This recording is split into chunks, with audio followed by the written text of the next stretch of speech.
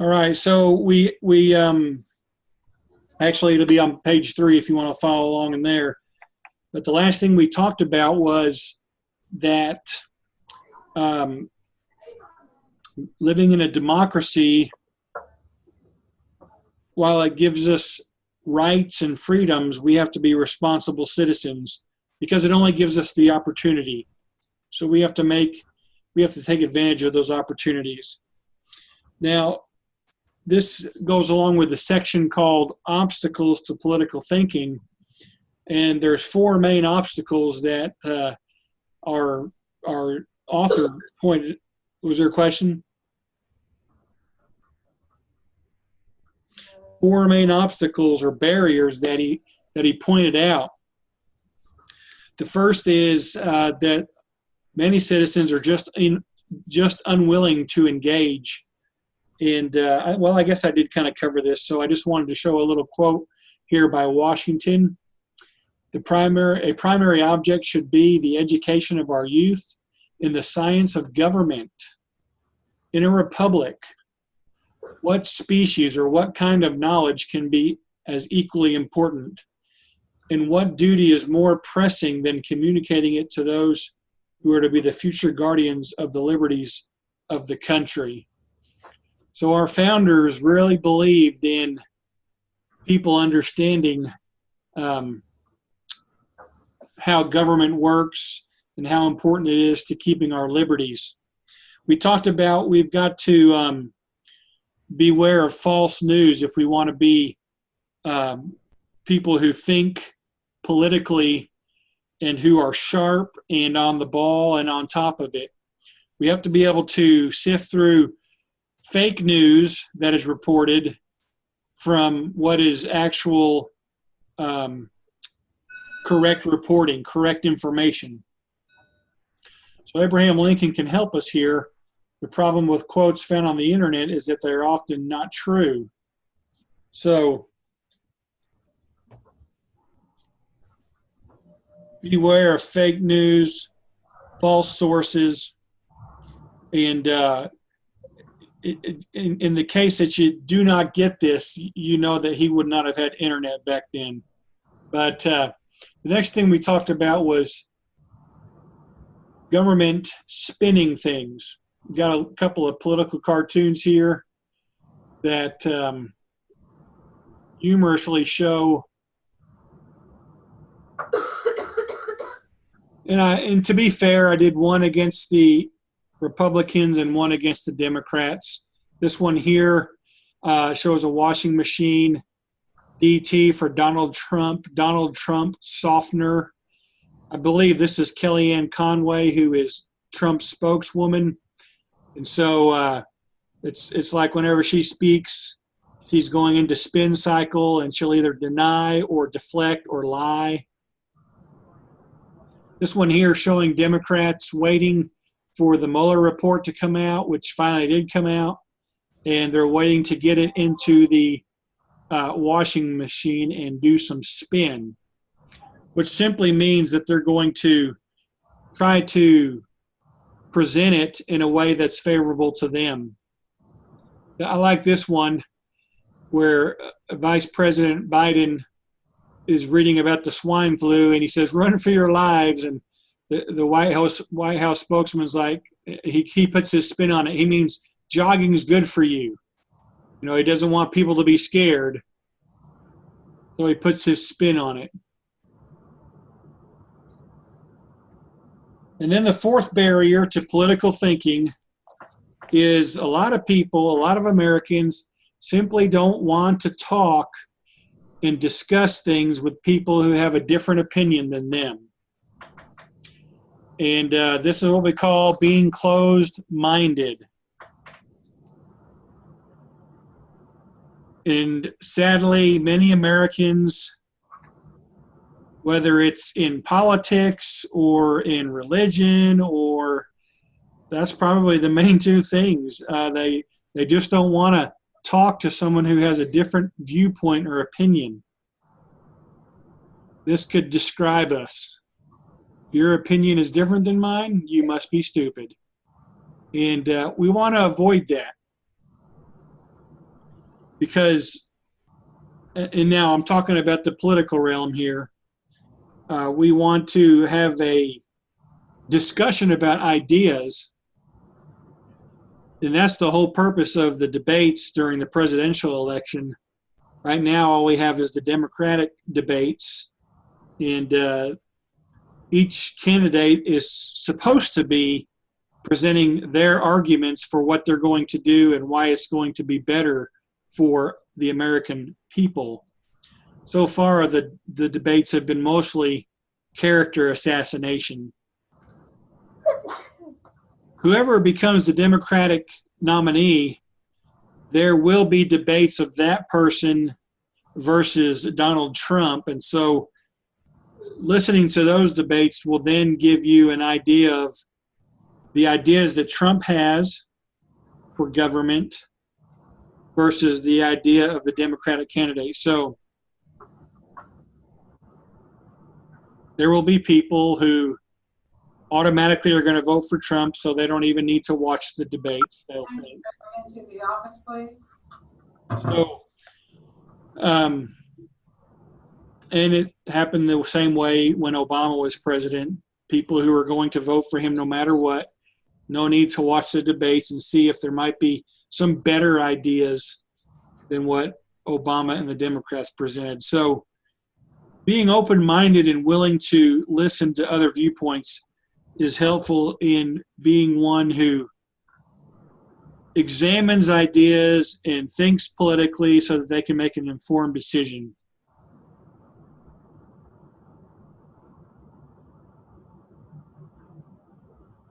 So really, what we're doing this semester as we go through American federal government is we are going to be in the exercise of doing political science. There on page 5, it tells you what that is. It's just simply the study of government and politics. And I'm just curious, anybody pondering or considering going to college to study poli-sci, political science? Anybody even thinking about that? All right, well, it is a completely separate science now. And so we're going to be doing a little bit of that as we study the history of our government and the development of not only the government branches, but the rise of the news media and its influence on our government, the rise of interest groups and lobbyists. We're going to look at all these things. We're going to look at the influence of the profession of lawyers, especially through the judicial system. All these things are going to contribute to our study of political science. Very quickly, covering pages 6 through 6 to the top of page 8, our culture as Americans, our political culture is very unique because we are a country that is made up of many different nationalities who immigrated here. And so we didn't have a common ancestry like Germany, for instance. Germany, before Germany was officially Germany, it was an area made up of Germanic people. They had a common ancestry. Same way with France or Japan. The United States was founded not upon a common ancestry, but upon shared ideas, shared principles of government and individuals and rights. And so we were made up, as far as nationalities, of many different people groups. You've heard us called America is a melting pot where whoever comes from whatever country is thrown into the pot and becomes an American. So our culture is unique in that way, that we're founded on ideas that we share. And they're kind of encapsulated here in the opening words of the Declaration of Independence. All men are created equal.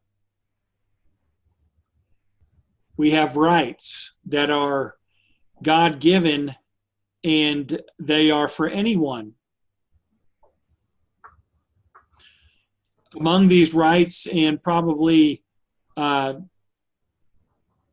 most important, are life, liberty, and the pursuit of happiness.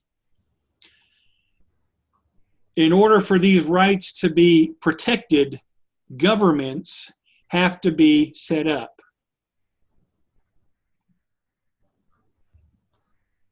But what makes us very different, and especially at the time, is that our government gets its powers from the people, those who are governed.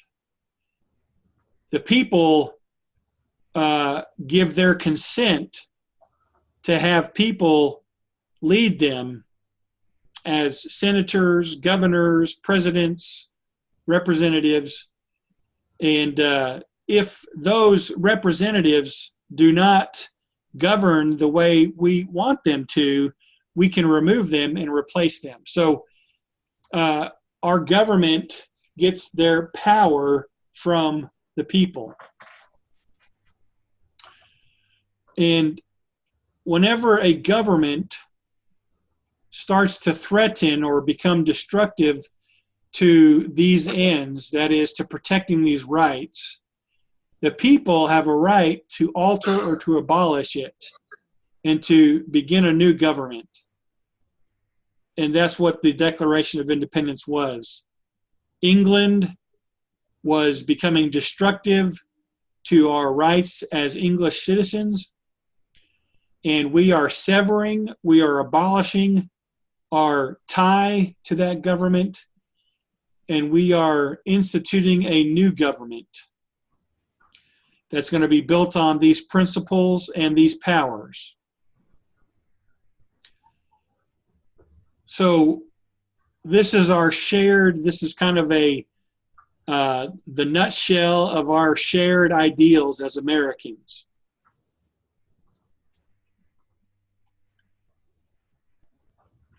Now, on page 8, you'll see that there's 4 core values. Actually, through pages 8 through 10, there's 4 core values of America, and you'll need to know these, I believe, both for quiz 1 and the test. So, know these 4 values. And I'm just checking here. Yes, you'll need to know it for the quiz, which I believe is next Monday, the first quiz. So know these 4 values: liberty, individualism, equality, and self-government. Very quickly, liberty is simply people having freedom to act and think as they choose, but it cannot infringe on the rights of others or cause them harm.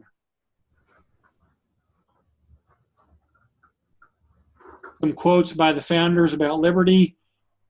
Courage, my countrymen, our contest is not whether we ourselves shall be free, but whether there shall be left to mankind an asylum on earth for civil and religious liberty. Samuel Adams, yes, the Sam Adams of alcoholic beverage fame. And a part of that liberty that we cherish, along with political liberty, is religious liberty and free speech. Now, we're probably all familiar with Patrick Henry's famous quote, "Give me liberty or give me death." He was a fiery founding father who wanted to see us sever our ties with England. So liberty, very, very important, a core value of Americans. Just as a side note, are you familiar with his speech in his home?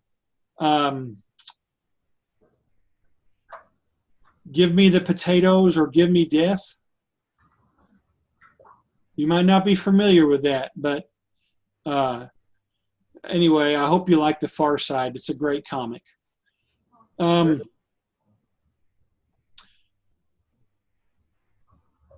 Individualism. This is a commitment to personal initiative and self-sufficiency.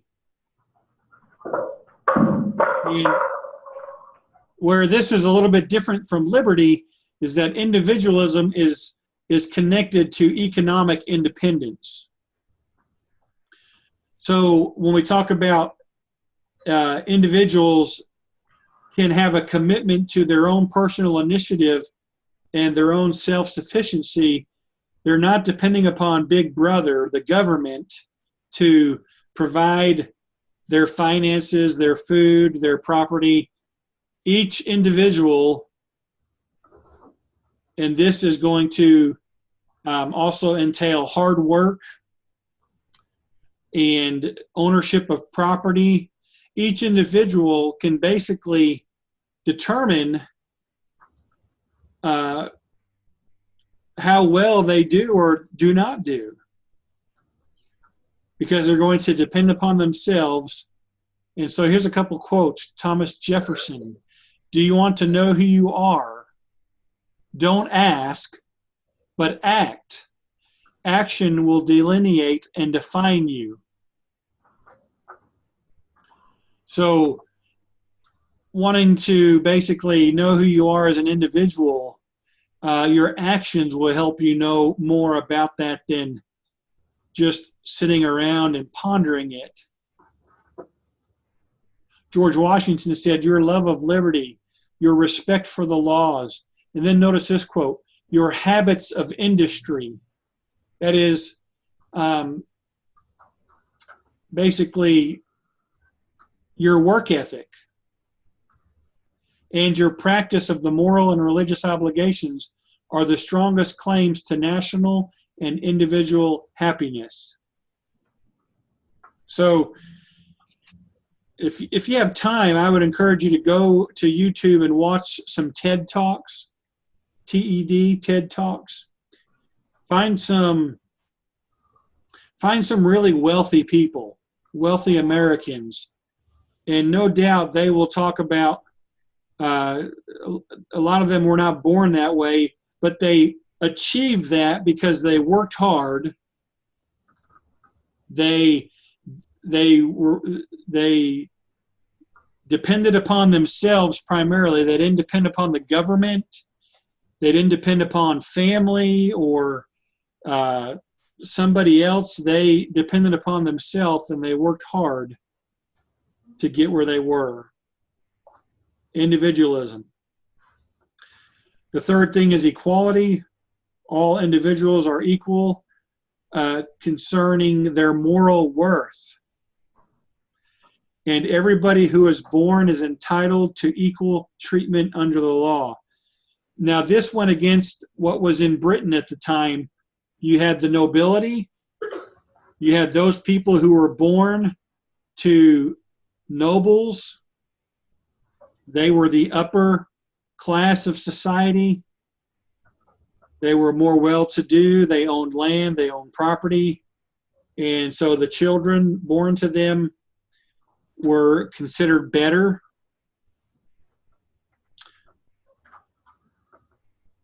Also, you had not only the nobility, but you had the monarchy, the king, the queen. They owned land. They were just better. Matter of fact, you had a whole, I think I mentioned briefly last week, there was you can kind of look at a triangle, Let me see if I have it here.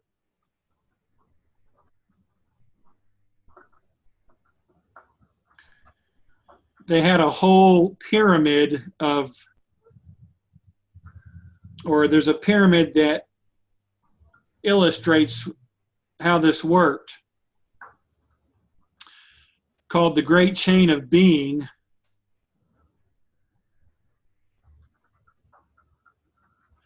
And I told you, you know, above everybody is God. And remember, I told you my college professor said Elvis is in here floating around, but the king is on top. Then you had the nobles. They ran the society. They were wealthy. They would show off their wealth to impress the lower classes. Then you had knights and vassals, also called the gentry. They ran the country. The nobles ran the society. The gentry ran the country.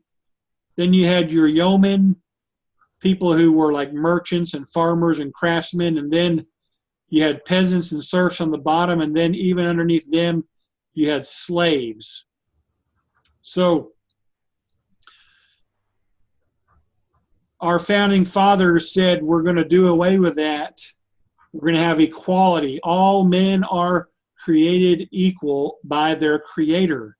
And all men have unalienable rights.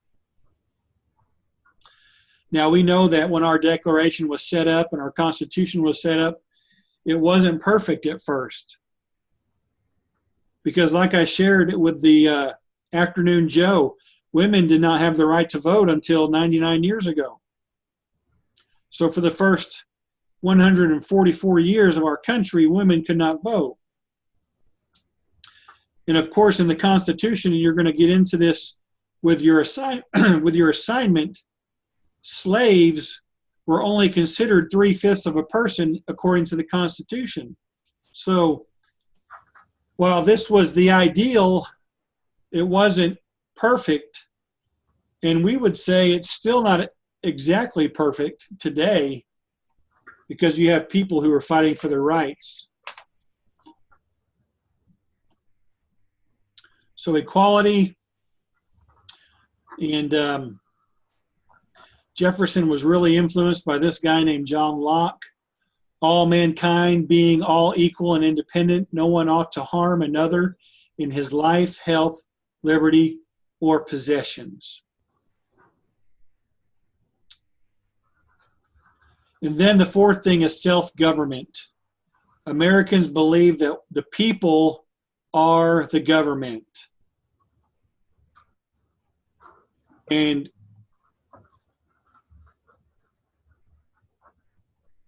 they are the ultimate source of all governing authority, and they have a voice in their government.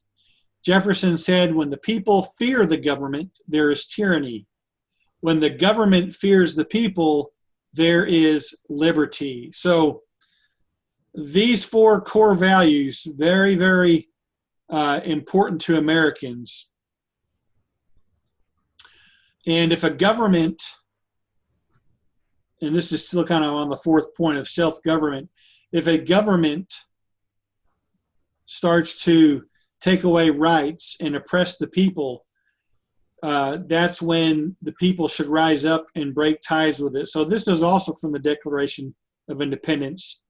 Whenever any form of government becomes destructive of these ends, it is the right of the people to alter or abolish it and institute new government, laying its foundation on such principles and organizing its powers in such form as to them shall seem most likely to affect their safety and happiness.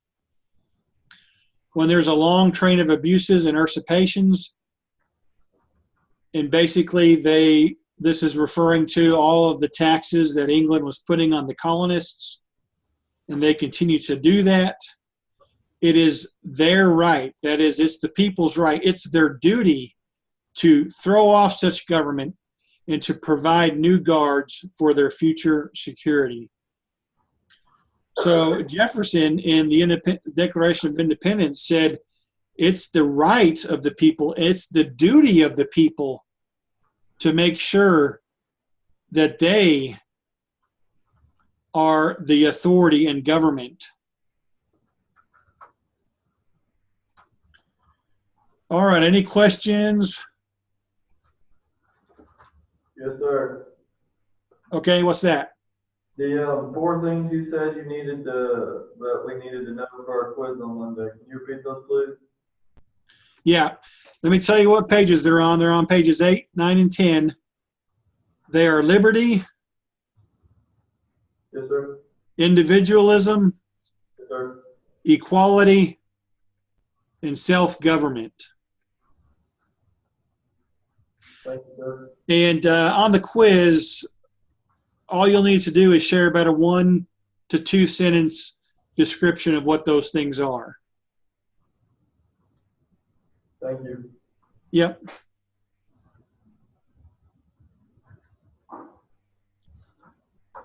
All right.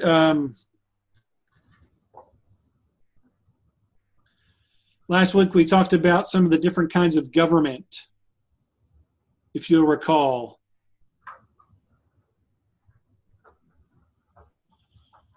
Anarchy, monarchy, oligarchy, and democracy. And we as a nation are one of the few that have enjoyed being a democracy. But what we're going to learn as we close our class today is that we are not a pure democracy. Matter of fact, the writers of the Constitution were afraid of democracy. Democracy was a bad word. Now, democracy simply means rule of the people. But the founding fathers, they thought of it as a mob rule. And so really what our nation is, we are not a straight up democracy. We are a constitutional democracy or a constitutional republic. Republic, representative democracy. So how it works is the people get to choose their leaders. So in a sense, the people are the authority, but we elect our leaders who will then represent us in the halls of government.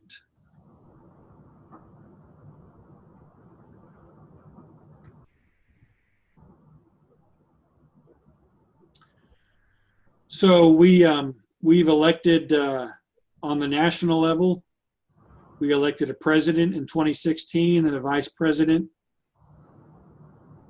Every 2 years in the state, we elect our state representatives and our representatives that represent us at the national level. And remember, Mark Wayne Mullen is our representative. We also elect, and this is every 6 years, we elect our state senators and our 2 U.S. senators, James Lankford and Jim Inhofe. And then they go and they do the work of government. They represent us. Now, they are, in theory, they are to communicate with the people who elected them. And there are, for example, James Lankford and Jim Inhofe are to represent the people of Oklahoma and our interests at the national level.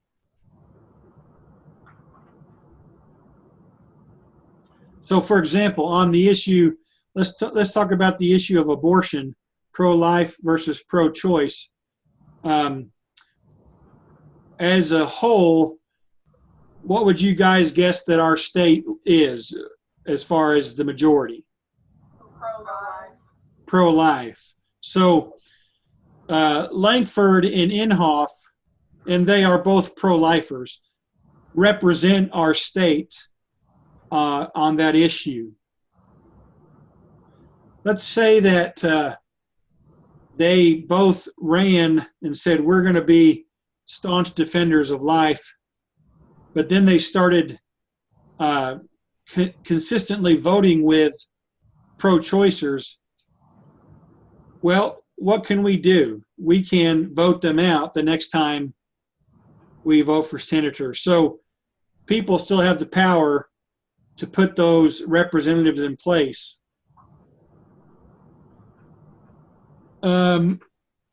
Lincoln defined democracy, and this was in his Gettysburg Address, that it's government of the people, by the people, and for the people. In the current definition, we talked about selecting policymakers and organizing government so that policy represents and responds to the public's preferences. So we are a democracy, but we are also, and these are the three big things on page, starting on page 16, we are a democratic system. We are a constitutional system. So when we say we're a constitutional democracy, we are a rule of the people, but we have a constitution in place that limits our government. So our leader, in other words, we call this the rule of law. Our leaders cannot go and do whatever they want to do. They are, first of all, responsible to us who elected them, but then they have to work underneath the Constitution and the laws that have been set. So President Trump and his cabinet, they have to work within the laws of the executive branch. There's three main sections to the Constitution. One about the presidency, one about Congress, and one about the Supreme Court. And so we elect the president and we elect the Congress. The president gets to choose Supreme Court justices, and then the Congress will either vote them in or out. So the Supreme Court is really picked by the other two branches. And there's a lot of debate about, is there too much power with the Supreme Court right now? But we'll get into that later. I think Brooklyn Ferris to the office, Addie Walker to the office. Well, we have a constitutional system, and it sets limits on the government, and it protects, this is important, our Constitution protects minorities from the majority. The Constitution protects minorities, and we're not just talking about races. We're talking about religions. We're talking about maybe, well, nowadays we have the gender battle. The rights of workers versus employers. So the Constitution protects minorities from being completely run over and dominated by the majority.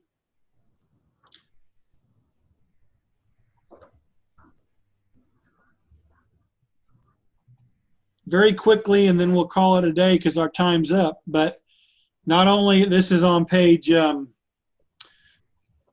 first thing was we are a democratic system, page 16. We are a constitutional system, page 19. And then we are a free market system, page 20. Now, what this means is we are not a communist country where the government owns all of the big businesses and they control the economy. China is a communist country. We are not a socialist country. The socialist country is a little bit different. The government controls many of the major industries, not all of them, but many of them. And they guarantee that everybody gets the same standard of living. If you're familiar with like Bernie Sanders and some of the other Democratic candidates, they're all saying they want a $15 an hour minimum wage. Now, right now, the minimum wage, I believe it's around $7.50. If I'm wrong on that, somebody correct me. But I believe, huh? $7.25. Okay. I believe, I'm not exactly for sure on this, that states, maybe some states, they do. I'm not sure if it's federally the federal minimum wage. I guess it would be federally mandated, but it seemed to me that maybe some states can get around that. I'm not for sure. But what some of these candidates want to do is have a higher minimum wage, which, you know, that would be great. But they also want to force companies to give everybody health insurance. And so they want to control what businesses do. And that's what a socialist society does, so that they guarantee that everybody gets the same standard of living. They don't necessarily try to attempt to manage the economy like a communist country. And I believe today an example of a socialist country would be Sweden. So we live in a free market society where you have the government, and there are some government regulations, but there's businesses that are private. They're not owned by the government. They're not controlled by the government. Then you have individuals. Individuals can start small businesses. They can work, and these two things produce things for the market, supply and demand, and so this is a free market system. We also call it capitalism. And so our government is a democratic system, a constitutional system, and a free market system. Those three things will be on the test, not the quiz, on the test. So our time is up. I need to let you go. Any questions? No. When you called roll earlier, you didn't call my name. What's that? When you called roll earlier, you didn't call my name. Okay. Who is this? Corianne Johnson. So are there 20 of you now in Panama's class?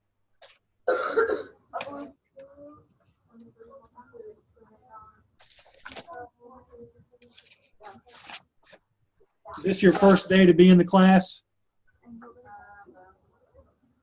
What's your name again? Corianne Johnson.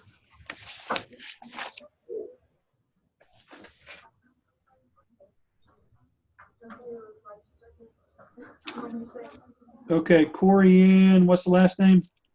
Johnson. Dawson, D-A-W-S-O-N? Johnson. Johnston. Okay, I think this was your first day, right?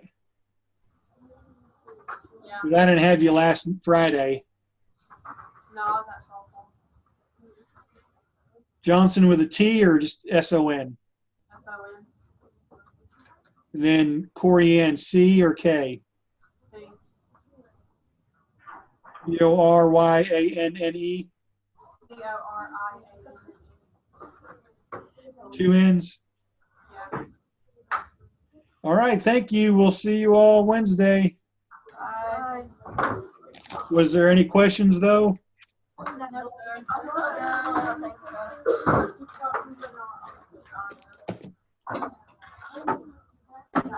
All righty, the video will be posted today. Did you save it?